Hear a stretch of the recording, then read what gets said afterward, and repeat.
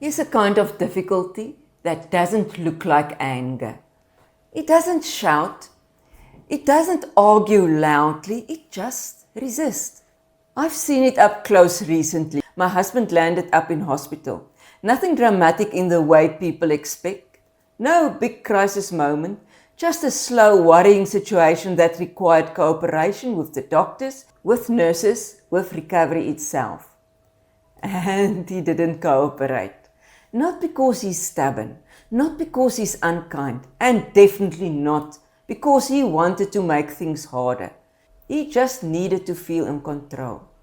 Every instruction felt like something being taken away from him. Every suggestion felt like a loss of autonomy. So he resisted, quietly, politely, firmly.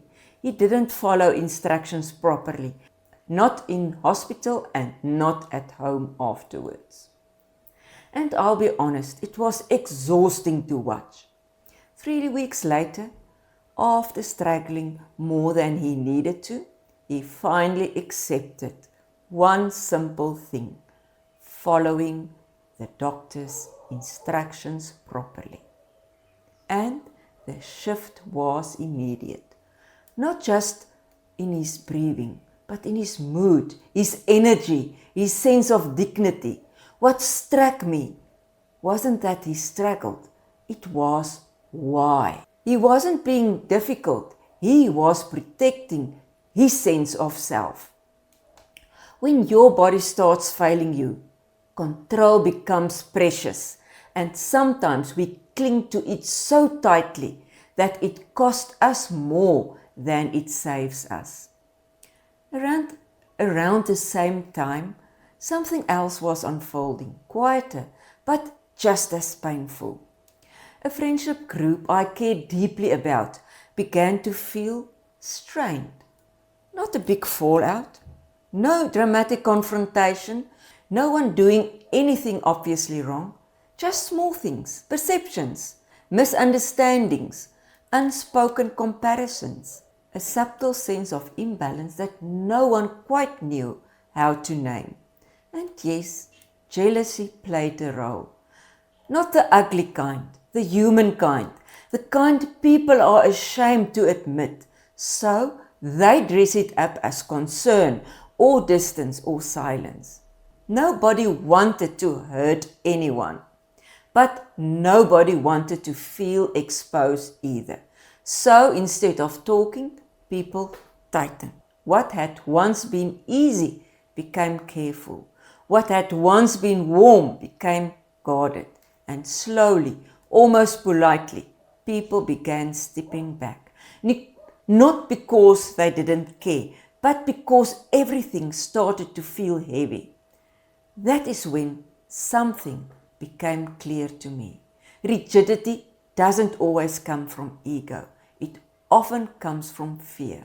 Fear of losing relevance, fear of losing control, fear of not being needed in the same way anymore. And after 50, those fears doesn't disappear. They just get quieter and more complicated. In my husband, it looked like resisting medical guidance. In friendship, it looked like emotional withdrawal. Different settings, same route. To feel steady when life feels like it is shifting under your feet.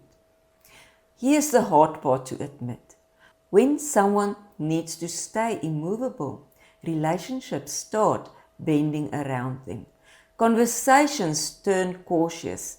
Care turns into correction. Silence becomes easier than honesty. And no one announces their withdrawal. They just show up less, share less, offer less of themselves, not to punish, but to protect. And the person at the center often feel confused. Why is everyone pulling away? I didn't do anything wrong. And maybe they didn't. But being right isn't the same as being reachable. This is what I had to learn, slowly and not always gracefully.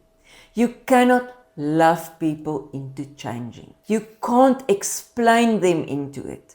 You can't manage them into it. You can't control them into cooperation. You can only invite them. Invite reflection, invite softness, invite movement, physical or emotional. And then you have to let go of the outcome. My husband had to arrive at acceptance in his own time. No amount of pushing would have worked. And friendship, they will either soften or they won't. And that's not cruelty. That is reality. What I know now is this. Healing in bodies and in relationships ask for cooperation, not dominance. It asks us to loosen our grip just enough to let help in, to let conversations breathe, to let people meet us instead of manage us. Control feels safe, but flexibility is what keeps us connected.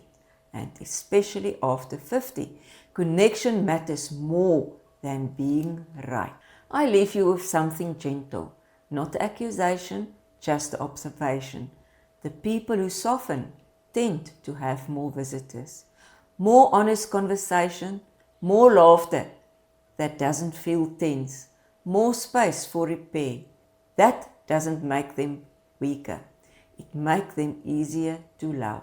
You might like to sit with this. Where in my life am I holding on?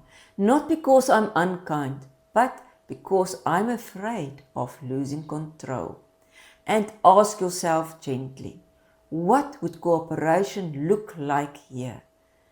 What might ease if I loosen my grip just a little? No blame, no fixing, just honesty. Thank you for being here with me.